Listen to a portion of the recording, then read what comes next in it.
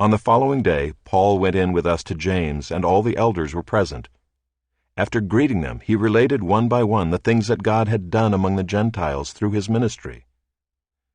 And when they heard it, they glorified God, and they said to him, "You see, brother, how many thousands there are among the Jews of those who have believed. They are all zealous for the law, and they have been told about you, that you teach all the Jews who are among the Gentiles to forsake Moses, telling them not to circumcise their children or walk according to our customs. What then is to be done? They will certainly hear that you have come. Do therefore what we tell you. We have 4 men who are under a vow. Take these men and purify yourself along with them, and pay their expenses, so that they may shave their heads. Thus all will know that there is nothing in what they have been told about you, but that you yourself also live in observance of the law. But as for the Gentiles who have believed, we have sent a letter with our judgment that they should abstain from what has been sacrificed to idols, and from blood, and from what has been strangled, and from sexual immorality." Then Paul took the men, and the next day he purified himself along with them, and went into the temple, giving notice when the days of purification would be fulfilled, and the offering presented for each one of them.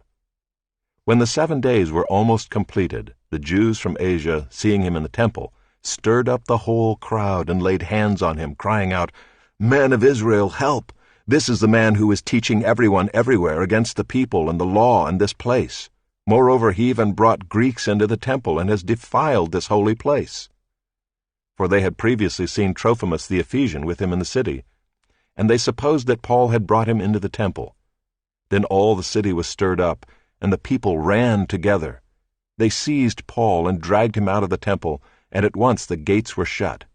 And as they were seeking to kill him, word came to the tribune of the cohort that all Jerusalem was in confusion. He at once took soldiers and centurions and ran down to them, and when they saw the tribune and the soldiers, they stopped beating Paul. Then the tribune came up and arrested him and ordered him to be bound with 2 chains. He inquired who he was and what he had done. Some in the crowd were shouting one thing, some another.